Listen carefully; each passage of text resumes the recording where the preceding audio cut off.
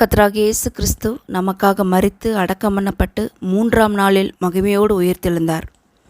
உயிர்த்தெழுந்த பின்பு 40 நாள் இந்த உலகத்திலிருந்து அநேகருக்கு தரிசனமானார். அநேக காரியங்களை குறித்து பேசினார். அதில் இன்றைக்கு 10 முக்கியமான வார்த்தைகளை பற்றி நாம் பார்க்க போகிறோம். இயேசு உயிர்த்தெழுந்த பின்பு கூறிய 10 வார்த்தைகளை பற்றி நாம் இப்பொழுது பார்க்கலாம். முதலாவது வார்த்தையானது, ஸ்திரீயே ஏன் அழுகிறாய்? ஸ்திரீயே ஏன் அழுகிறாய்? யோவான் எழுதிய சுவிசேஷம் 20ஆம் அதிகாரம் 15வது வசனத்திலே நாம் இப்பொழுது வாசிக்கப் போகிறோம். யோவான் எழுதிய சுவிசேஷம் 20ஆம் அதிகாரம் 15. இயேசு அவளை பார்த்து, ஸ்திரீயே ஏன் அழுகிறாய்? யாரை தேடுகிறாய் என்றார். அவள் அவரை தோட்டக்காரன் என்று எண்ணி, ஐயா, நீர் அவரை எடுத்துக்கொண்டு போனதுண்டானால் அவரை வைத்த இடத்தை எனக்கு சொல்லும், நான் போய் அவரை எடுத்துக்கொள்ளுவேன் என்றாள். ஸ்திரீயே ஏன் அழுகிறாய் என்று அவர் கேட்கிறதை இங்கே நாம் பார்க்கிறோம். இது முதலாவது வார்த்தையாக காணப்படுகிறது. இதே வார்த்தையை இன்றைக்கு இயேசு கிறிஸ்து நம்மிடம் கேட்கிறார். அன்பான மகனே, மகளே, ஏன் அழுகிறாய்? யாரை தேடுகிறாய் என்று நம்மை பார்த்து கேட்கிறார். நாம் என்ன பதில் சொல்லுவோம்? அன்றைக்கு மகதலேனா மரியாள் இயேசுவுக்காக அழுதாள். இயேசு கிறிஸ்துவனுடைய முகத்தை பார்க்க முடியவில்லையே, இயேசுவினுடைய வார்த்தையை கேட்க முடியவில்லையே என்று சொல்லி அவள் அழுதாள். இயேசுவை தேடினாள். இன்றைக்கும் நாம் உலகத்துக்குரிய காரியங்களுக்காக, உலகத்துக்குரிய ஆசீர்வாதங்களுக்காக நாம் அழுது கொண்டிருக்கிறோம். உலக காரியங்களை நாம் தேடாதபடிக்கு இயேசுவையும் அவருடைய முகத்தையும் நாம் தேட வேண்டும். உலகமும் அதிலுள்ள யாவும் அழிந்து போகிறது, அது அழிந்து போகும். ஆகவே ஆண்டவராகிய இயேசு கிறிஸ்துவை நாம் தேட வேண்டும். கர்த்தரை தேடுகிற பிள்ளைகளுக்கு ஒரு நன்மையும் குறைவுபடாது என்று வேதத்திலே வசனங்கள் சொல்லப்பட்டிருக்கிறது. ஆகவே நாம் கர்த்தராகிய இயேசு கிறிஸ்துவையும் அவருடைய முகத்தையும் நாம் தேடும் பொழுது ஒரு நன்மையும் நமக்கு குறைவுபடாது என்று சொல்லி பார்க்கிறோம். 2வது வார்த்தையாக நாம் பார்க்கும் பொழுது, வாழ்க, பயப்படாதிருங்கள் என்று சொல்லி நாம் பார்க்கிறோம். 2வது வார்த்தையாக அது மத்தேயு 28ஆம் அதிகாரத்திலே நாம் வாசிக்கப் போகிறோம். மத்தேயு எழுதின சுவிசேஷம் 28ஆம் அதிகாரம் 9வது 10வது வசனங்கள். அவர்கள் அவருடைய சீஷர்களுக்கு அறிவிக்கப் போகிற போது இயேசு தாமே அவர்களுக்கு எதிர்ப்பட்டு வாழ்க என்றார். அவர்கள் கிட்ட வந்து அவர் பாதங்களை தழுவி அவரை பணிந்து கொண்டார்கள். அப்பொழுது இயேசு அவர்களை நோக்கி, பயப்படாதிருங்கள், நீங்கள் போய் என் சகோதரர் கலிலேயாவுக்கு போகும்படி அவர்களுக்கு சொல்லுங்கள், அங்கே அவர்கள் என்னை காண்பார்கள் என்றார். இது இயேசு கிறிஸ்துவானவர் உயிர்த்தெழுந்த பின்பாக அந்த கல்லறையை விட்டு புறப்பட்டு மற்ற ஸ்திரீகளை பார்த்து வாழ்க, பயப்படாதிருங்கள் என்று பேசினார்.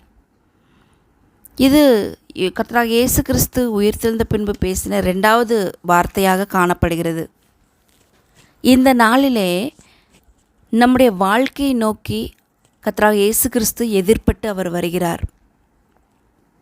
வாழ்க என்று சொல்லி நம்மளுக்கு எதிர்கொண்டு வருகிறார்.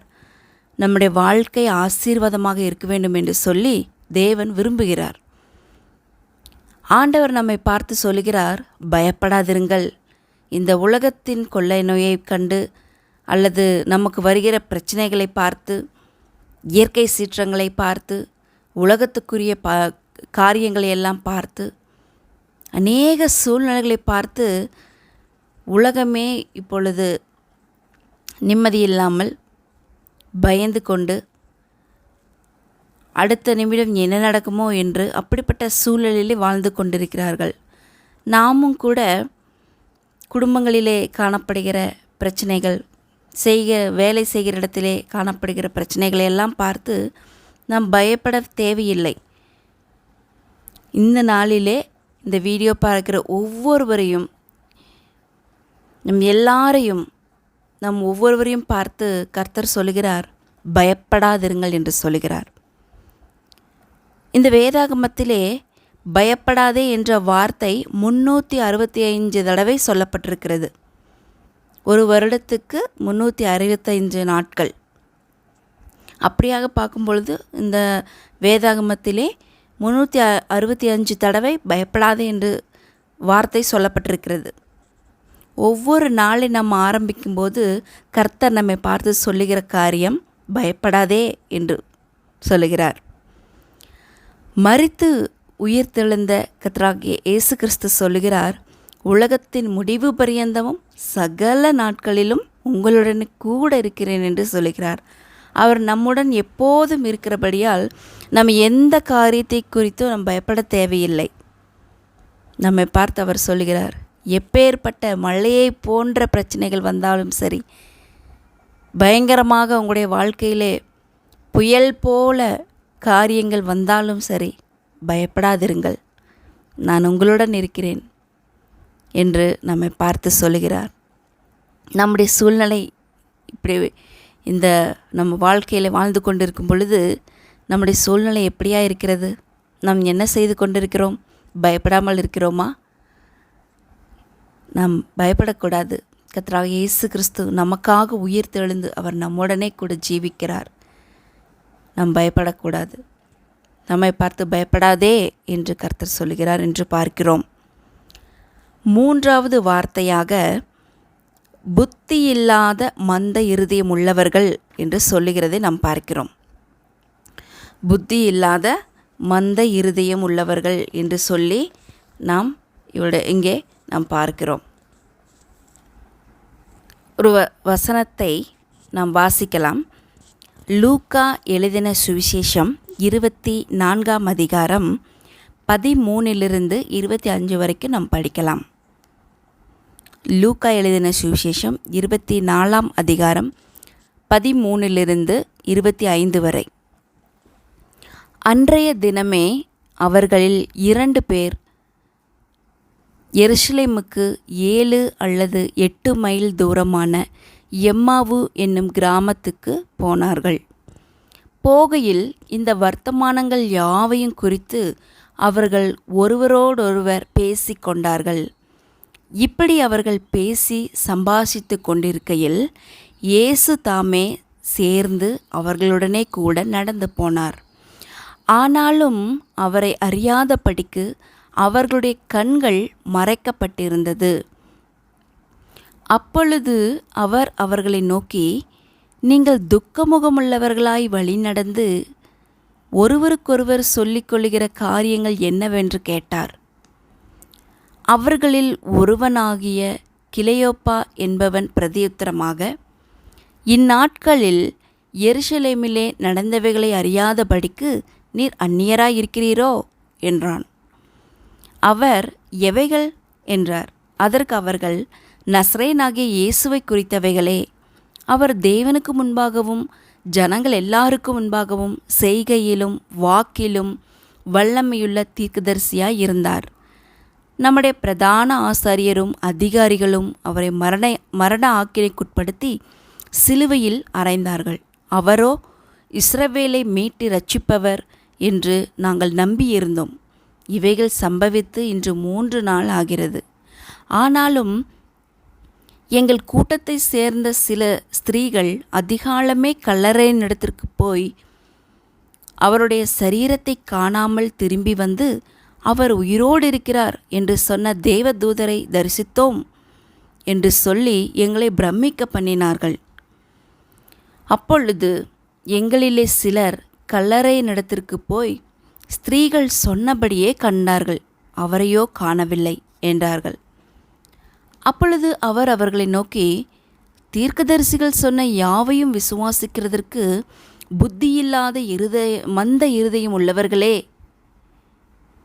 என்று அந்த இடத்துல அவர் சொல்லுகிறதை நாம் பார்க்கிறோம். கிறிஸ்து அந்த 26ஆம் வசனத்திலே கிறிஸ்து விதமாக பாடுபடவும் தமது மகிமையில் பிரவேசிக்க வேண்டியதில்லையா என்று அவர் சொல்லுகிறதை நாம் பார்க்கிறோம். கர்த்தராகிய இயேசு கிறிஸ்து உயிர்த்தெழுந்த பின்பாக இயேசு கிறிஸ்து பேசின 3வது வார்த்தையாக இது காணப்படுகிறது. உயிர்த்தெழுந்த அந்த ஞாயிற்றுக்கிழமை அந்த நாளன்று சாயங்காலமான வேளையிலே எம்மா ஊருக்கு போகிற வழியில் இயேசு சீஷர்களை சந்தித்தார். அவர்களை பார்த்து, புத்தியில்லாத மந்த இருதயம் உள்ளவர்களே என்று கடிந்து கொண்டார். இன்றைய நாட்களிலே நாம் அநேகம் பேர் மந்த இருதயம் உள்ளவர்களாக இருக்கிறார்கள் என்று சொல்லி நாம் பார்க்கிறோம். மந்த இருதயம் உள்ளவர்களாக இருக்கிறார்கள். எப்படி என்றால், அநேகருடைய வாழ்க்கையிலே ஜெபம் காணப்படுகிறதில்லை, வேத வாசிப்பு இல்லை, தேவனை தேடுகிற உணர்வுள்ளவன் இல்லை. ஆண்டவர் ஒரு இடத்திலே இயேசு கிறிஸ்து சொல்லுகிறார், தேவனை தேடுகிறவன் உண்டோ என்று கர்த்தர் தேடிக்கொண்டே இருக்கிறார். இந்த நாளிலே மந்த இருதயம் உள்ளவர்களாக இராதபடிக்கு கடைசி நாட்கள் நெருங்கி கொண்டிருக்கிறது என்று நாம் அறிந்திருக்கிறோம். நாம் மந்த இருதயம் உள்ளவர்களாக இராதபடிக்கு தெளிந்த புத்தியுள்ளவர்களாக இருக்க வேண்டும். அப்படிப்பட்டவர்களாய் நாம் காணப்பட வேண்டும். நம் தேவனை அதிகமாக தேடுகிற காலம் இது. அவரை நாம் தேட வேண்டும். தினந்தோறும் வேதம் வாசிக்க வேண்டும். தேவனுடைய வார்த்தைகளை தியானித்து ஆராய்ந்து பார்க்க வேண்டும். அப்பொழுது நம்முடைய இருதயம் கொழுந்து விட்டு எரியும். இந்த இடத்திலே இயேசு சீஷர்களிடம் பேசின பின்பு அவர்களுடைய இருதயம் கொழுந்து விட்டு எரிந்தது என்று சொல்லி நாம் வாசிக்கிறோம். கர்த்தருடைய வசனத்தை நாம் தியானிக்கும் பொழுது அதை நம்முடைய வாழ்க்கையில் அப்பியாசித்து வாழ வேண்டும். அப்பொழுது மந்த இருதயம் உள்ளவர்களாக இருக்க முடியாது. கர்த்தர் நம்முடைய இருதயத்திலே பிரகாசிக்க பண்ணுவார். நம்முடைய இருதயத்தை அவர் பிரகாசிக்க செய்வார்.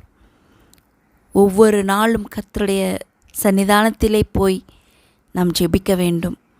ஜெபித்து, ஆண்டவரே உம்முடைய சித்தம் என்ன, நான் இன்றைக்கு என்ன கற்றுக்கொள்ள வேண்டும், நான் என்ன செய்ய வேண்டும் என்று சொல்லி கர்த்தரிடம் கேட்டு கர்த்தருடைய வசனத்திலிருந்து நாம் தியானித்து அதை நம்முடைய வாழ்விலே நடத்தி காண்பிக்க வேண்டும், வாழ்ந்து காண்பிக்க வேண்டும்.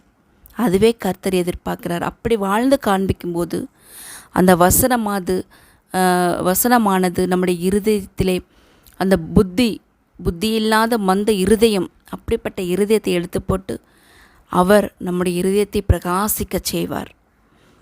இதுவே அந்த இடத்திலே கர்த்தர் சொன்ன காரியம். அடுத்ததாக 4வது வார்த்தையாக உங்களுக்கு சமாதானம் என்று சொல்லி பேசினார். அது நாம் ஒரு வசனத்தை வாசிக்கலாம். யோவான் எழுதிய சுவிசேஷம் 20வது அதிகாரம் 19 25 வரை நாம் வாசிக்கலாம். யோவான் எழுதிய சுவிசேஷம் 20வது அதிகாரம் 19 25 வரை. வாரத்தின் முதல் நாளாகிய அன்றைய தினம் சாயங்கால வேளையிலே சீஷர்கள் கூடியிருந்த இடத்தில் யூதர்களுக்கு பயந்ததினால் கதவுகள் பூட்டியிருக்கையில் இயேசு வந்து நடுவே நின்று, உங்களுக்கு சமாதானம் என்றார். அவர் இப்படி சொல்லி தம்முடைய கைகளையும் விலாவையும் அவர்களுக்கு காண்பித்தார். சீஷர்கள் கர்த்தரை கண்டு சந்தோஷப்பட்டார்கள். இயேசு மறுபடியும் அவர்களை நோக்கி, உங்களுக்கு சமாதானம் உண்டாவதாக. பிதா என்னை அனுப்பினது போல நானும் உங்களை அனுப்புகிறேன் என்று சொல்லி அவர்கள் மேல் ஊதி பரிசுத்த ஆவியை பெற்றுக்கொள்ளுங்கள். எவர்களுடைய பாவங்களை மன்னிக்கிறீர்களோ அவைகள் அவர்களுக்கு மன்னிக்கப்படும். எவர்களுடைய பாவங்களை மன்னியாதிருக்கிறீர்களோ அவைகள் அவர்களுக்கு மன்னிக்கப்படாதிருக்கும் என்றார். இயேசு வந்திருந்தபோது 12 ஒருவனாகிய திதிமு என்னப்பட்ட தோமா என்பவன் அவர்களுடனே கூட இருக்கவில்லை. மற்ற சீஷர்கள் கர்த்தரை கண்டோம் என்று அவனுடனே சொன்னார்கள். அதற்கு அவன், அவருடைய கைகளில் ஆணிகள் உண்டான காயத்தை நான் கண்டு அந்த காயத்திலே என் விரலை விட்டு என் கையை அவருடைய விலாவிலே போட்டாலொழிய விசுவாசிக்க மாட்டேன் என்றான். பாருங்கள், இந்த இடத்திலே நாம் வாசிக்கப்பட்ட இந்த இடத்திலே நாம் வாசிக்கிறோம் என்னவென்று, அவர் என்னவென்று பேசுகிறார்? உங்களுக்கு சமாதானம் என்று அவர் சொல்லுகிறதை நாம் பார்க்கிறோம். கர்த்தராகிய இயேசு கிறிஸ்து உயிர்த்தெழுந்த பின்பு பேசின 4வது வார்த்தையாக இது காணப்படுகிறது. பூட்டப்பட்ட அறையிலே 10 சீஷர்கள் கூடியிருந்த வேளையிலே, அது உயிர்த்தெழுந்த ஞாயிறு அன்று சாயங்காலமான ஒரு வேளை, இயேசு அவர் நடுவே வந்து நின்று உங்களுக்கு சமாதானம் என்று அவர் சொன்னார். சமாதானம் என்று சொல்லும்போது இந்த உலகத்திலே இல்லாமல் காணப்படுகிறது. சமாதானம் இந்த உலகத்திலே எல்லா குடும்பங்களிலும் எங்கே பார்த்தாலும் நிம்மதி இல்லாத ஒரு வாழ்க்கை, சமாதானம் இல்லாத ஒரு வாழ்க்கை, அப்படிப்பட்ட வாழ்க்கை வாழ்ந்து கொண்டிருக்கிறார்கள். உலகத்தில் எங்கு பார்த்தாலும் அழுகையின் சத்தம்தான் கேட்கப்படுகிறது. எங்கே பார்த்தாலும் நிம்மதியில்லாத ஒரு சூழ்நிலை, சமாதானமின்றி வாழ்கிறார்கள். ஆனால் கர்த்தராகிய இயேசு கிறிஸ்து நம்மை பார்த்து சொல்கிறார், உங்களுக்கு சமாதானம் தருகிறேன் என்று அவர் நம்மை பார்த்து சொல்கிறார். யோவான் எழுதின சுவிசேஷம் 14ஆம் அதிகாரத்திலே 27வது வசனத்திலே சொல்லப்பட்டிருக்கிறது. உலகம் கொடுக்கிற பிரகாரமாக என்னுடைய சமாதானம் இல்லை, என்னுடைய சமாதானத்தையே உங்களுக்கு நான் கொடுக்கிறேன் என்று சொல்லுகிறார். நம் ஒரு விசையாக நாம் யோசித்து பார்க்கலாம். நம்மிடத்திலே நிம்மதி காணப்படுகிறதா? இயேசு கிறிஸ்துவானவர் கொடுத்த அந்த சமாதானம் காணப்படுகிறதா என்று சொல்லி நாம் ஆலோசித்து பார்க்க வேண்டும், ஆலோசனை செய்ய வேண்டும். உடனே சமாதானம் இல்லை என்றால் உடனே நீங்கள் கர்த்தரிடம் ஒப்பு கொடுக்க வேண்டும். உங்களை ஒப்பு கொடுத்து வாழும் பொழுது உங்கள் குடும்பங்களையும் உங்களையும் ஒப்பு கொடுத்து கர்த்தரிடத்திலே நீங்கள் அவரை ஏற்றுக்கொள்ளும் பொழுது சமாதானத்தை தருகிற தேவனாக இருக்கிறார். உலகமே சமாதானம் இல்லாமல் வாழ்ந்து கொண்டிருக்கும் பொழுது நமக்கு கர்த்தராகிய இயேசு கிறிஸ்துவினுடைய சமாதானத்தையே அவர் நமக்கு தருகிறார். ஆகவே கர்த்தராகிய இயேசு கிறிஸ்துவின் சமாதானத்தை நாம் பெற்றுக்கொண்டு சமாதானத்தோடு கூட இந்த உலகத்திலே நாம் ஜீவிக்க வேண்டும். நம்மை அவர் ஆசீர்வதிப்பார். சமாதானத்தோடு வாழ நமக்கு அவர் கிருபை செய்வாராக. அடுத்ததாக 5வது வார்த்தையாக நாம் பார்க்க போகிறோம். இதே நான் இப்பொழுது வாசித்த யோவான் எழுதிய சுவிசேஷத்திலே 20வது அதிகாரத்திலே 22வது வசனத்தை நான் வாசித்தேன். மறுபடியும் வாசிக்கிறேன். அவர்கள் மேல் ஊதி பரிசுத்த ஆவியை பெற்றுக்கொள்ளுங்கள். கர்த்தராகிய இயேசு கிறிஸ்து உயிர்த்தெழுந்த பின்பு பேசின 5வது வார்த்தை, உயிர்த்தெழுந்த பின்பு பேசின 5வது வார்த்தையாக இது காணப்படுகிறது. பரிசுத்த ஆவியை பெற்றுக்கொள்ளுங்கள் என்று. இன்றைக்கு அநேகர் பரிசுத்த ஆவியை பெற்றுக்கொள்ளாமல் வாழ்ந்து கொண்டிருக்கிறார்கள். பரிசுத்த ஆவியானவர் மாத்திரம்தான் நம்மை பரலோக ராஜ்யத்துக்கு நேராக வழிநடத்துகிறவர்.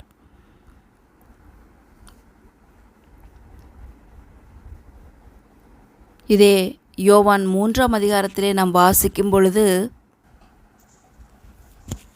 யோவான் எழுதிய சுவிசேஷம் 3ஆம் அதிகாரம் 3ஆம் வசனத்திலே நாம் வாசிக்கும் பொழுது, இயேசு அவனுக்கு பிரதியுத்தரமாக, ஒருவன் மறுபடியும் பிறவாவிட்டால் தேவனுடைய ராஜ்யத்தை காண மாட்டான் என்று மெய்யாகவே உனக்கு சொல்லுகிறேன் என்றார். ஒருவன் ஜலத்தினாலும் அதுக்கு பின்பாக அதே அதிகாரத்திலே 5வது வசனத்தையும் வாசிக்கிறோம். இயேசு பிரதியுத்தரமாக, ஒருவன் ஜலத்தினாலும் ஆவியினாலும் பிறவாவிட்டால் தேவனுடைய ராஜ்யத்தில் பிரவேசிக்க மாட்டான் என்று மெய்யாகவே உனக்கு சொல்லுகிறேன். மறுபடியும் பிறக்க வேண்டும், பின்பாக ஜலத்தினாலும் ஆவியினாலும் பிறக்க வேண்டும் என்று சொல்லி இந்த 3ஆம் வசனத்திலும் 5வது வசனத்திலே நாம் பார்க்கிறோம். இயேசு தம்முடைய சீஷர்களை விட்டு இந்த உலகத்தை விட்டு கடந்து செல்லும்போது தம்முடைய சீஷர்கள் மேல் பரிசுத்த ஆவியை அவர் ஊதினார். இன்றைக்கும் நம்மோடு இயேசு கிறிஸ்து பரிசுத்த ஆவியை பெறாதவர்கள் பரிசுத்த ஆவியானவரை ஏற்றுக்கொள்ளும்படியாக, அதாவது பெற்றுக்கொள்ளும்படியாக அவர் சொல்லுகிறார், வலியுறுத்துகிறார். அநேக இடங்களிலே சொல்லப்பட்டிருக்கிறது. பரிசுத்த ஆவியானவரை குறித்து அநேக இடங்களிலே சொல்லப்பட்டிருக்கிறது. பரிசுத்த ஆவியானவரை பெற்றுக்கொண்டவர்கள் இன்னும் பலனடைய வேண்டும் என்று சொல்லி அவர் நம்மை பார்த்து இந்த காரியத்தை சொல்லுகிறார். பரிசுத்த ஆவியை பெற்றுக்கொள்ளுங்கள் என்று சொல்லுகிறார். பரிசுத்த ஆவியை பெற்றுக்கொண்டவர்கள் இன்னும் அதிலே பலனடைந்து காணப்பட வேண்டும் என்று சொல்லுகிறார். அந்த பரிசுத்த ஆவியானவர் அவர் நம்மை வழிநடத்துகிறவராய் காணப்படுகிறார். இதே யோவானிலே நாம் பார்க்கும் பொழுது அவர் பாவத்தை குறித்தும் நீதியை குறித்தும் நியாய தீர்ப்பை குறித்தும் கண்டித்து உணர்த்துகிறவர் என்று சொல்லி நாம் வாசிக்கிறோம். அது மாத்திரமில்லாமல் சத்திய தேற்றரவாளனாக இருக்கிறார் என்று சொல்லி பார்க்கிறோம். அவருக்கு இத்தனை பெயர்கள் உண்டு. சத்திய தேற்றரவாளன், கம்ஃபோர்ட்டர் என்று சொல்லி நாம் பார்க்கிறோம். ஆகவே கர்த்தராகிய பரிசுத்த ஆவியானவர் தான் பரலோக ராஜ்யத்துக்கு நேராக நம்மளை வழிநடத்த முடியும். அவர்தான் அப்படிப்பட்ட காரியத்தை செய்து கொண்டிருக்கிறார். நம்முடைய பாவத்தை குறித்தும் நீதியை குறித்தும் நியாய தீர்ப்பை குறித்தும் அவர் கண்டித்து உணர்த்துகிறவராக காணப்படுகிறார் என்று சொல்லி நாம் பார்க்கிறோம். 6வது வார்த்தையாக அவ்விசுவாசியாயிராமல் விசுவாசியாயிரு என்று சொல்லுகிறார். யோவான் எழுதிய சுவிசேஷம் 20வது அதிகாரம் 26 29 வரை நாம் வாசிக்கலாம். யோவான் எழுதிய சுவிசேஷம் 20வது அதிகாரம் 26 29 வரை நான் வாசிக்கிறேன். மறுபடியும் 8 நாளைக்கு பின்பு அவருடைய சீஷர்கள் வீட்டுக்குள்ளே இருந்தார்கள். தோமாவும் அவர்களுடனே கூட இருந்தான். கதவுகள் பூட்டப்பட்டிருந்தது. அப்பொழுது இயேசு வந்து நடுவே நின்று, உங்களுக்கு சமாதானம் என்றார். பின்பு அவர் தோமாவை நோக்கி, நீ உன் விரலை இங்கே நீட்டி என் கைகளை பார், உன் கையை நீட்டி என் விலாவிலே போடு, அவ்விசுவாசியாய் இராமல் விசுவாசியாய் இரு என்றார். தோமா அவருக்கு பிரதியுத்தரமாக, என் ஆண்டவரே என் தேவனே என்றான்.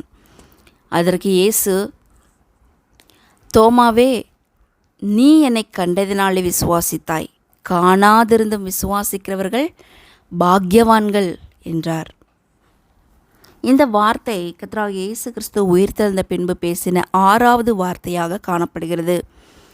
பூட்டப்பட்ட அறையிலே 11 சீஷர்கள் இருக்கையில் தோமாவை பார்த்து கடிந்து கொண்டார். இந்த இடத்திலே நாம் பார்க்கிறோம். என்ன சொல்கிறார்?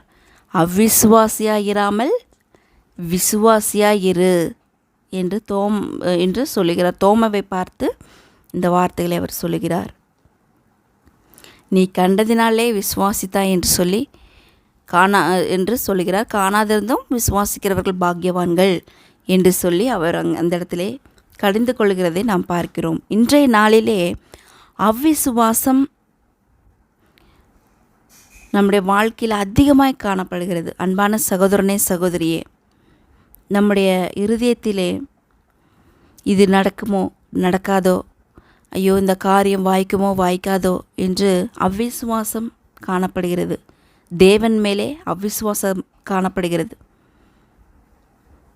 நம்முடைய இருதயத்தில் அப்படிப்பட்ட காரியம் கர்த்தர் மேலே சந்தேகம் வருகிறது. நமக்கு இந்த காரியம் நடக்குமா நடக்காதா, இவர் செய்வாரா செய்ய மாட்டாரா என்று சொல்லி நம்முடைய இருதயத்திலே அவ்விசுவாசத்தை நாம் வைத்து கொண்டு இருக்கிறோம். இன்னும் கொஞ்சம் பேர் பார்க்கும் பொழுது இயேசு மறுபடியும் வருவாரா என்று கூட அநேகம் பேருக்கு சந்தேகம் வருகிறது. அவ்விசுவாசம் உண்டு. கர்த்தராகிய இயேசு கிறிஸ்து மீண்டும் வரப்போகிறார். ஆனால் அவர் வருவாரா, மறுபடியுமாக வரப்போகிறாரா என்று சொல்லி அநேகம் பேருக்கு சந்தேகம் உண்டு, அவ்விசுவாசம் உண்டு. அதே போல் தோமா அவ்விசுவாசம் கொண்டு காணப்பட்டான். கர்த்தராகிய இயேசு கிறிஸ்து சிலுவையில் மரித்து விட்டாரே, நாம் அடக்கம் செய்து விட்டோமே, பின்பு அவர் எப்படி வர முடியும், எப்படி உயிர் தெழுந்திருக்க முடியும் என்று அவ்விசுவாசத்துடன் தோமா காணப்பட்டான் என்று சொல்லி நாம் பார்க்கிறோம். எனவே இயேசு அவனை கடிந்து கொண்டார் என்று சொல்லி பார்க்கிறோம். நம்முடைய இருதயத்தில் அவ்விசுவாசத்தை எடுத்து போட வேண்டும். இயேசு கிறிஸ்து சீக்கிரமாய் வரப்போகிறார் என்பதை அது உண்மையாக காணப்படுகிறது. அவருடைய வருகையை நாம் விசுவாசித்து அவருடைய வருகையிலே ஆயத்தமாக வேண்டும், விசுவாசத்திலே வளர வேண்டும், நாம் ஜெபிக்க வேண்டும். இதற்காக வேதத்திலே சொன்ன வண்ணமாக, ஆண்டவரே என்னுடைய அவ்விசுவாசத்தை எடுத்து போடும் என்று சொல்லி நாம் ஜெபிக்க வேண்டும். விசுவாசத்திலே நாம் வளர வேண்டும். அவ்விசுவாசத்தை எடுத்து போட்டு என்னுடைய விசுவாசத்தை வர்த்திக்க செய்யும் என்று சொல்லி நாம் ஜெபிக்க வேண்டும். எந்த காரியத்தை குறித்தும் எதை குறித்தும் நாம் சந்தேகம் அடையக்கூடாது. கர்த்தர் செய்வார். அவருடைய சமயத்திலே அவர் செய்வார். நாம் எதை குறித்தும் இது சரி, இது நடக்குமா நடக்காதோ என்று சொல்லி, இது எப்படியாக முடிய போகுதோ என்று சொல்லி இப்படியாக நாம் சந்தேகப்படக்கூடாது. அவ்விசுவாசத்தை நம்முடைய இருதயத்திலிருந்து நாம் எடுத்து போட வேண்டும். அப்போவே நம் விசுவாசத்திலே வளர முடியும். 7வது வார்த்தையாக நாம் பார்க்க போகிறோம். 7வது வார்த்தை, படவுக்கு வலது புறமாக வலையை போடுங்கள் என்று சொல்லி அவர் சொல்லுகிறார். இதே யோவான் எழுதிய 21ஆம் அதிகாரத்திலே நாம் வாசிக்கலாம். யோவான் எழுதிய சுவிசேஷம் 21ஆம் அதிகாரம் 1 6 வரையான வசனங்களை நாம் வாசிக்கலாம். இவைகளுக்கு பின்பு இயேசு திபேரியா கடற்கரையிலே மறுபடியும் சீஷருக்கு தம்மை வெளிப்படுத்தின விவரமாவது, சீமோன் பேதுருவும் திதிமு எனப்பட்ட தோமாவும் கலிலேயா நாட்டிலுள்ள கானா ஊரானாகிய நாத்தான்வேலும் செபதேயுவின் குமாரரும் அவருடைய சீஷரில் வேறு 2 பேரும் கூடியிருக்கும்போது, சீமோன் பேதுரு மற்றவர்களை நோக்கி, மீன் பிடிக்கப் போகிறேன் என்றான். அதற்கு அவர்கள், நாங்களும் உம்முடனே கூட வருகிறோம் என்றார்கள். அவர்கள் புறப்பட்டு போய் உடனே படவேறினார்கள். அந்த ராத்திரியிலே அவர்கள் ஒன்றும் பிடிக்கவில்லை. விடியற்காலமான போது இயேசு கரையிலே நின்றார். அவரை இயேசு என்று சீஷர்கள் அறியாதிருந்தார்கள். இயேசு அவர்களை நோக்கி, பிள்ளைகளே, புசிக்கிறதற்கு ஏதாகிலும் உங்களிடத்தில் உண்டா என்றார். அதற்கு அவர்கள் ஒன்றுமில்லை என்றார்கள்.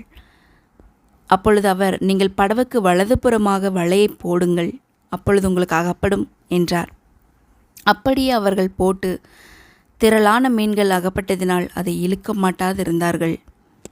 கர்த்தராகிய இயேசு கிறிஸ்து உயிர்த்தெழுந்த பின்பு பேசின 7வது வார்த்தையாக இது காணப்படுகிறது. கலிலேய கடலருகே மீன்பிடித்து கொண்டிருந்த அந்த 7 சீஷர்களை பார்த்து கர்த்தர் கூறினார், வலதுபுறமாக சீஷர்கள் வலையை போட்டபோது திரளான மீன்களை அவர்கள் பிடித்தார்கள் என்று சொல்லி நாம் பார்க்கிறோம். இதன் மூலமாக நாம் என்ன கற்றுக்கொள்கிறோம் என்றால், அவர் சொன்னவுடனே அவர்களும் கீழ்ப்படிந்து தங்களுடைய வலையை போட்டார்கள். அதன் மூலமாக மிகப்பெரிய ஆசீர்வாதத்தை பெற்றுக்கொண்டார்கள். திரளான மீன்களை பிடித்தார்கள் என்று பார்க்கிறோம். தேவனுடைய வார்த்தையின்படி யார் நடக்கிறார்களோ, தேவனுடைய வார்த்தையின் பிரகாரமாக யார் செய்கிறார்களோ, அல்லது ஆண்டவருக்கு யார் கீழ்ப்படுகிறார்களோ, அவருடைய வாழ்க்கையிலே தேவன் திரளான ஆசீர்வாதங்களை அவர் வைத்திருக்கிறார். திரளான ஆசீர்வாதங்களை மாத்திரமல்ல, திரளான ஆத்துமாக்களையும் திரளான ஆவிக்குரிய நன்மைகளையும் ஆண்டவர் வைத்திருக்கிறார், நமக்காக வைத்திருக்கிறார். ஆகவே நாம் கர்த்தருடைய வார்த்தையை கேட்டு நாம் கீழ்ப்படிய வேண்டும். அவருடைய வார்த்தையின் பிரகாரமாக நாம் வாழ வேண்டும். அவர் என்ன சொல்கிறாரோ அதன்படி நாம் கீழ்ப்படிந்து நம்முடைய வாழ்க்கையை வாழ வேண்டும். அவருடைய வார்த்தையின்படி நடக்கிறது மாத்திரமல்ல, அதன்படி செய்கிறவர்களாய் நாம் காணப்பட வேண்டும். நமக்குரிய ஆசீர்வாதங்களை அவர் சொல்லும் பொழுது, அவர் சொல்வதை கேட்கும் பொழுது, அவருக்கு கீழ்ப்படியும் பொழுது நமக்காக திரளான ஆசீர்வாதங்களையும் ஆவிக்குரிய நன்மைகளையும் நமக்காக அவர் வைத்திருக்கிறார். அவர் நிச்சயமாக நம்மை ஆசீர்வதிப்பார். இதுவே அவர் சொன்ன இந்த 7வது காரியத்திலே 7வது வார்த்தையில் நாம் கற்றுக்கொண்ட பாடம். அதன் பின்பாக அவர் 8வது வார்த்தையாக பேசினார். அது என்னவென்று நாம் பார்க்கும் பொழுது, மார்க்கு எழுதின சுவிசேஷத்திலே 16ஆம் அதிகாரம் 15வது வசனத்திலே சொல்லப்பட்டிருக்கிறது. அதன் பின்பாக மத்தேயு எழுதின சுவிசேஷம் 28ஆம் அதிகாரம் 18 20 வரைக்குமாக வசனங்கள் சொல்லப்பட்டிருக்கிறது. 8வது வார்த்தையாக கர்த்தராகிய இயேசு கிறிஸ்து உயிர்த்தெழுந்த பின்பு 8வது வார்த்தையாக என்ன பேசினார் என்று நாம் இந்த ஒரு வசனத்திலிருந்து நாம் வாசிக்கலாம். மத்தேயு 28ஆம் அதிகாரம் 18 20 வரைக்கும் நாம் வாசிக்கலாம். அப்பொழுது இயேசு சமீபத்தில் வந்து அவர்களை நோக்கி, வானத்திலும் பூமியிலும் சகல அதிகாரமும் எனக்கு கொடுக்கப்பட்டிருக்கிறது. ஆகையால் நீங்கள் புறப்பட்டு போய் சகல ஜாதிகளையும் சீஷராக்கி பிதா குமாரன் பரிசுத்த ஆவியின் நாமத்திலே அவர்களுக்கு ஞானஸ்நானம் கொடுத்து, நான் உங்களுக்கு கட்டளையிட்ட யாவையும் அவர்கள் கைக்கொள்ளும்படி அவர்களுக்கு உபதேசம் பண்ணுங்கள். இதோ உலகத்தின் முடிவு பரியந்தம் சகல நாட்களிலும் நான் உங்களுடனே கூட இருக்கிறேன் என்றார். ஆமேன். இதிலே கர்த்தராகிய இயேசு கிறிஸ்து உயிர்த்தெழுந்த பின்பு பேசின 8வது வார்த்தையாக நாம் பார்க்கிறோம். இதிலே காணப்படுகிறது சுவிசேஷத்தை பிரசங்கியுங்கள் என்று காணப்படுகிறது, சீஷராக்குங்கள் என்று சொல்லப்பட்டிருக்கிறது, ஞானஸ்நானம் கொடுங்கள் என்று சொல்லப்பட்டிருக்கிறது, உபதேசம் பண்ணுங்கள் என்று சொல்லப்பட்டிருக்கிறது. இப்படியாக கர்த்தராகிய இயேசு கிறிஸ்து கலிலேயாவில் உள்ள ஒலிவ மலையிலே நின்று தம்முடைய சீஷர்களுக்கு இந்த பிரதான கட்டளையை அவர் கொடுத்தார் என்று நாம் பார்க்கிறோம். அன்பான சகோதரனே சகோதரியே, ஆண்டவர் நமக்கு கொடுத்த இந்த பிரதான கட்டளைக்கு நாம் கீழ்ப்படிந்து ஆண்டவருடைய சுவிசேஷத்தை பிரசங்கிக்க வேண்டும். அநேகரை நாம் சீஷராக்க வேண்டும். அநேகரை அவருடைய வருகைக்கென்று ஆயத்தப்படுத்த வேண்டும். அவருடைய வருகை சமீபமாக இருக்கிறபடினாலே ஆண்டவருடைய கட்டளைக்கு நாம் கீழ்ப்படிந்து சபையானது இதை செய்ய வேண்டும். தேவ பிள்ளைகள் ஆத்துமாக்களை ஆதாயம் செய்ய வேண்டும். அநேகரை கிறிஸ்துவ அண்டையிலே வழிநடத்துகிறவர்களாக நாம் காணப்பட வேண்டும். நிச்சயமாகவே அவருடைய சுவிசேஷம் உலகமெங்கும் பிரசங்கிக்கப்பட வேண்டும். அப்படியாக உலகமெங்கும் பிரசங்கிக்கப்பட்ட உடனே அதன் பின்பு அவருடைய வருகை வரும் என்று வார்த்தைக்கு நாம் கீழ்ப்படிய வேண்டும். அவருடைய வார்த்தைக்கு நாம் கீழ்ப்படிந்து இந்த கட்டளைக்கு நாம் கீழ்ப்படிந்து சுவிசேஷத்தை நாம் பிரசங்கிக்கிறவர்களாக அநேக ஆத்துமாக்களை கிறிஸ்துவுக்காக நாம் சம்பாதிக்கிறவர்களாக ஆதாயப்படுத்துகிறவர்களாக நாம் காணப்பட வேண்டும். இதுவே 8வது வார்த்தையாக காணப்படுகிறது. 9வது வார்த்தையாக நாம் வாசிக்கலாம். அப்போஸ்தலர் 1ஆம் அதிகாரம் 3-5 வரை நாம் வாசிக்கலாம். அப்போஸ்தலர் 1ஆம் அதிகாரம் 3-5 வரை. அவர் பாடுபட்ட பின்பு 40 நாளளவும் அப்போஸ்தலருக்கு தரிசனமாகி தேவனுடைய ராஜ்யத்துக்குரியவைகளை அவர்களுடனே பேசி அநேகம் தெளிவான திருஷ்டாந்தங்களினாலே அவர்களுக்கு தம்மை உயிரோடு இருக்கிறவராக காண்பித்தார். அன்றையும் அவர் அவர்களுடனே கூட வந்திருக்கும்போது அவர்களை நோக்கி, யோவான் ஜலத்தினாலே ஞானஸ்நானம் கொடுத்தான். நீங்கள் சில நாளுக்குள்ளே பரிசுத்த ஆவியினாலே ஞானஸ்நானம் பெறுவீர்கள். ஆகையால் நீங்கள் எருசலேமை விட்டு போகாமல் என்னிடத்தில் கேள்விப்பட்ட பிதாவின் வாக்குத்தத்தம் நிறைவேற காத்திருங்கள் என்று கட்டளையிட்டார். 9வது வார்த்தையாக பிதாவின் வாக்குத்தத்தம் நிறைவேற காத்திருங்கள் என்று சொல்லி நாம் பார்க்கிறோம். கர்த்தராகிய இயேசு கிறிஸ்து உயிர்த்தெழுந்த பின்பு பேசின 9வது வார்த்தையாக இந்த வார்த்தை காணப்படுகிறது. ஒலிவ மலையிலிருந்து இயேசு கிறிஸ்து பரலோகம் செல்லும் பொழுது பரமேறும்போது தம்முடைய சீஷர்களை பார்த்து இந்த வார்த்தையை பேசினார். இன்றைக்கு நம் தேவ சமூகத்திலே காத்திருக்கும்போது தேவன் நம்முடைய முகத்தை பிரகாசிக்க பண்ணுவார். இன்றைக்கு உலகத்துக்காகவும் உலக காரியத்துக்காகவும் எவ்வளவோ ஓடி உலக காரியங்களுக்காக எவ்வளவோ நேரம் செலவு செய்து கொண்டிருக்கிறோம். எதையும் சாதித்து நம்மால் நிறுத்த முடியாது என்பதை இக்காலத்தினுடைய சூழ்நிலைகள் நமக்கு வெளிப்படுத்தி கொண்டிருக்கிறது. எனவே உலகத்துக்காக ஓடினது போதும். நாம் கர்த்தருடைய சமூகத்திலே நாம் காத்திருக்க வேண்டும். ஜெபத்தோடு கூட அவருடைய சமூகத்திலே நாம் காத்திருக்க வேண்டும். குடும்பமாக நம்ம சேர்ந்து ஜெபிக்க வேண்டும். குடும்பமாக நம் தேவனை தேட வேண்டும். அவருடைய சமூகத்திலே குடும்பமாக அவருடைய சமூகத்திலே நாம் காத்திருக்க வேண்டும். ஒரு வசனத்தை நாம் வாசிக்கலாம். வேதத்திலே சொல்லப்பட்டிருக்க ஒரு வசனம். நாம் அப்படியாக காத்திருக்கும் பொழுது என்ன நடக்கும் என்று சொல்லி நாம் பார்க்கலாம். அதையும் கர்த்தர் வேதத்திலே சொல்லியிருக்கிறார். ஏசாயா 40ஆம் அதிகாரம் 31வது வசனத்திலே நாம் வாசிக்கலாம். ஏசாயா 40ஆம் அதிகாரம் 31ஆம் வசனத்தை நாம் வாசிக்கலாம். கர்த்தருக்கு காத்திருக்கிறவர்களோ புது பலன் அடைந்து கழுகுகளைப் போல செட்டைகளை அடித்து எழும்புவார்கள். அவர்கள் ஓடினாலும் இளைப்படையார்கள், நடந்தாலும் சோர்ந்து போகார்கள் என்று சொல்லி நாம் பார்க்கிறோம். நாம் அவருக்காக காத்திருக்கும் பொழுது நாம் வெட்கப்பட மாட்டோம். குடும்பமாக கர்த்தரை தேடும் பொழுது, குடும்பமாக கர்த்தருடைய சமூகத்திலே நாம் காத்திருக்கும் பொழுது அவர் நம்மளுக்கு புது பலனை அவர் தருகிறவராய் காணப்படுகிறார். புது பலனை நாம் பெற்றுக்கொள்ள முடியும். அவருடைய சமூகத்திலே நாம் காத்திருக்கும் பொழுது புது பலனை அவர் தருகிறார். கழுகுகளைப் போல செட்டைகளை அடித்து எழும்புவார்கள் என்று நாம் வாசிக்கிறோம். அவர்கள் ஓடினாலும் இளைப்படையார்கள், நடந்தாலும் சோர்ந்து போகார்கள் என்று சொல்லி நாம் வாசிக்கிறோம். கர்த்தருடைய சமூகத்திலே நாம் காத்திருக்கும் பொழுது குடும்பமாகவும் தனிப்பட்ட முறையிலும் நாம் கர்த்தருடைய சமூகத்திலே காத்திருக்கும் பொழுது எவ்வளவாக எந்த காரியத்தை குறித்து நம் சுவிசேஷத்தை பிரசங்கிக்குவதற்காக, கர்த்தருக்காக அநேக ஆத்துமாக்களை சம்பாதிக்கிறதற்காக நாம் ஓடினாலும் நாம் இளைப்படைய மாட்டோம். நம் நடந்து போனாலும் சோர்ந்து போக மாட்டோம். ஏனென்றால் அவருடைய சமூகத்திலே காத்திருக்கிறவர்களுக்கு புது பலனை அவர் தருகிறார்.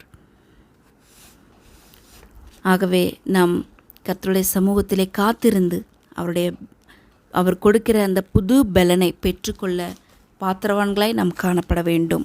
அவர் நமக்கு புது பலனை தருகிறார். நாம் பெற்றுக்கொண்டு இன்னும் நாம் பலனடைய கர்த்தர் தாமே நம்மை ஆசீர்வதிப்பாராக. 10வது வார்த்தையாக நாம் பார்க்க போகிறோம். பூமியின் கடைசி பரியந்தமும் எனக்கு சாட்சிகளாக இருப்பீர்கள் என்று சொல்லி 10வது வார்த்தையாக நாம் பார்க்கிறோம். ஒரு வசனத்தை நாம் வாசிக்கலாமா? அப்போஸ்தலருடைய நடபடிகள் 1வது அதிகாரம் 8வது வசனத்தை நாம் வாசிக்கலாம். அப்போஸ்தலருடைய நடபடிகள் 1ஆம் அதிகாரம் 8ஆம் வசனம். பரிசுத்த ஆவி உங்களிடத்தில் வரும்போது நீங்கள் பலன் அடைந்து எருசலேமிலும் யூதேயா முழுவதிலும் சமாரியாவிலும் பூமியின் கடைசி பரியந்தமும் எனக்கு சாட்சிகளாக இருப்பீர்கள் என்றார். கர்த்தராகிய இயேசு கிறிஸ்து உயிர்த்தெழுந்த பின்பு பேசின 10வது வார்த்தையாக இது காணப்படுகிறது. ஒலிவ மலையில் இயேசு கிறிஸ்து பரமேறும்போது தம்முடைய சீஷர்களை பார்த்து சொன்ன வார்த்தை, கடைசியாக சொன்ன வார்த்தை இது. நாமும் கூட பூமியின் கடைசி பரியந்தமும் அவருக்கு சாட்சிகளாக நம்ம இருக்க வேண்டும். சாட்சியுள்ள ஒரு வாழ்க்கை நாம் வாழ வேண்டும். எல்லா இடங்களிலும், எல்லா சூழ்நிலைகளிலும் கர்த்தருக்கு சாட்சியாக நாம் வாழ வேண்டும். பரிசுத்த வாழ்க்கை வாழ வேண்டும்.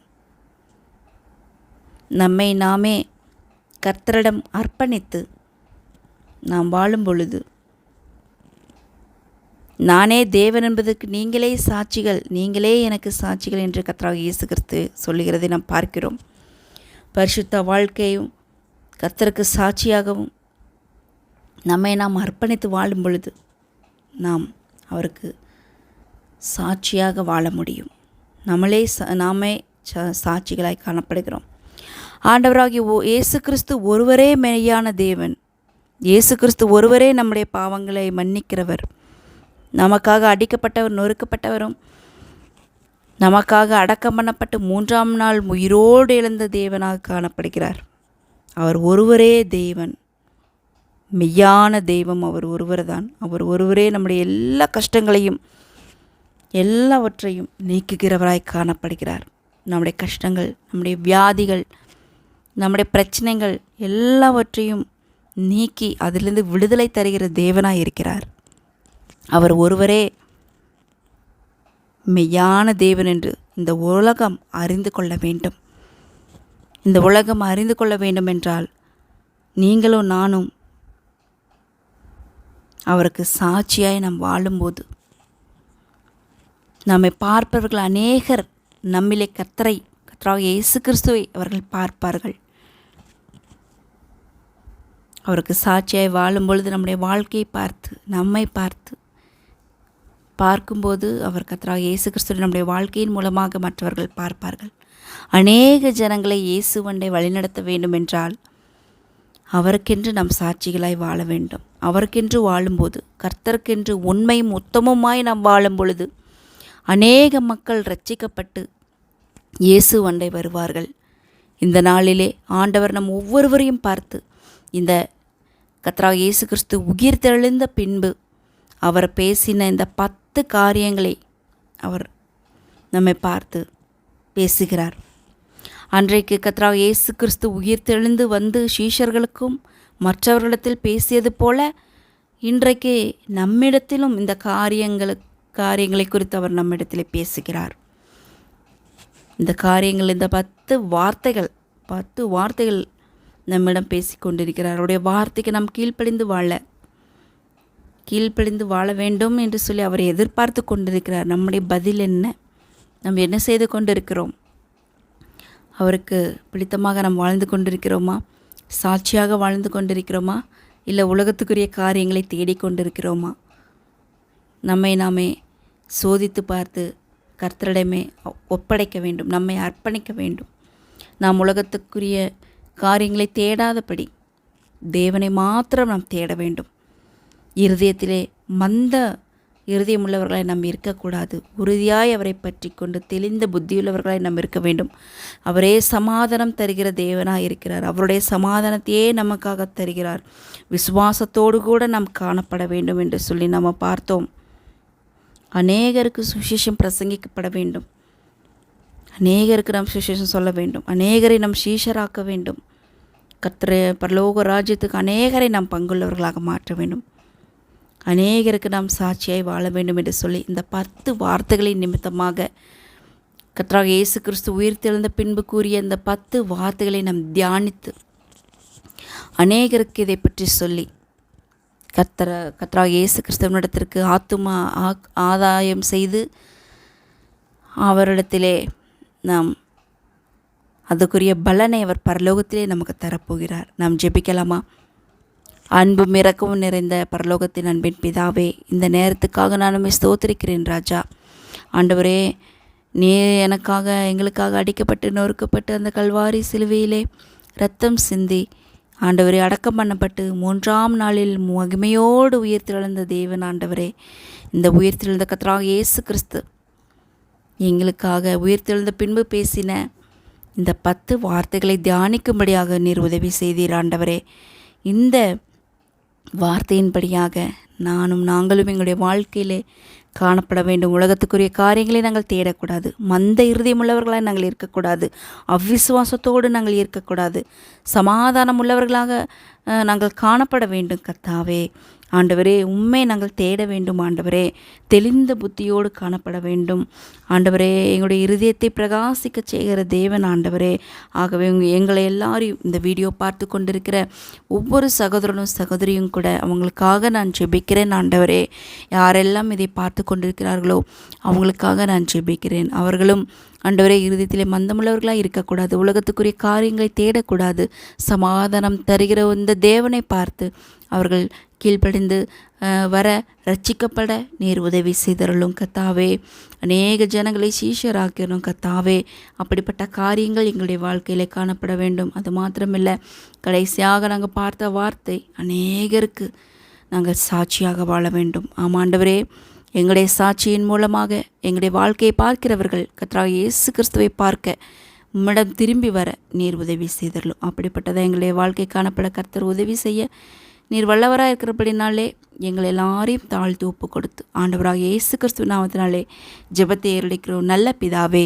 ஆமேன், ஆமேன். Praise the Lord. இந்த வீடியோவை பார்த்து கொண்டிருக்கிற அன்பான சகோதரனே சகோதரியே, கர்த்தராகிய இயேசு கிறிஸ்து சீக்கிரமாய் வரப்போகிறார். அவரை ஏற்றுக்கொண்டு நீங்களும் பரலோக ராஜ்யத்துக்கு அவரோடு கூட வர ஆயத்தமாக இருங்கள். அவரை ஏற்றுக்கொள்ளுங்கள். ஆயத்தத்தோடு காணப்படுங்கள். கர்த்தர் தாமே இந்த வசனங்களை ஆசீர்வதிப்பாராக. ஆமேன்.